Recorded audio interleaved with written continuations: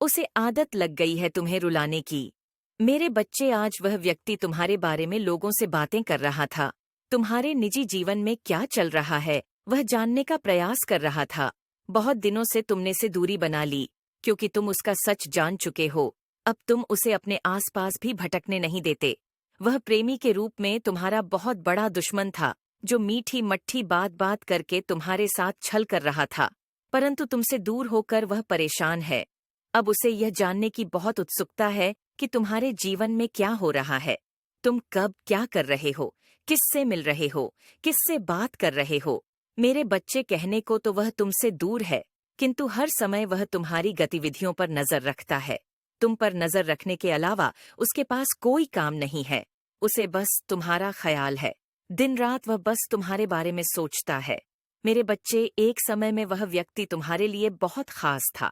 तुम उसे सबसे ज्यादा प्रेम और सम्मान देते थे, किंतु तब उसे अहंकार था।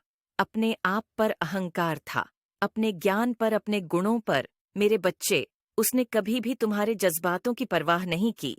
उसने अपने मन अनुसार तुमसे व्यवहार किया। उसका जब मन हुआ, उसने तुम पर प्रेम बरसाया। जब मन हुआ, क्रोध किया। जैसा चाहा वैसा तुम्हें नचाता रहा। किंतु अब उसे भान हो गया है कि तुम बदल गए हो। अब तुम्हें उसके किसी भी बात पर विश्वास नहीं है। अब तुम उसके इशारों पर नाचने वाले नहीं हो। उसकी पहुंच से बहुत दूर जा चुके हो मेरे बच्चे। अब तुम्हें खुश रहने के लिए किसी के प्रेम की, किसी के सहारे की जरूरत नहीं है।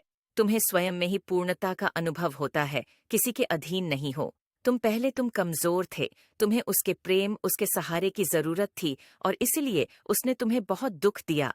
किंतु अब वह तिलमिला रहा है, यह सोचकर कि तुमने उसे अपने जीवन से निकाल दिया। वह तुमसे एक बार बात करना चाहता है मेरे बच्चे, क्योंकि उसे आज भी विश्वास नहीं होता कि उसे अपने जीवन से तुमने निकाल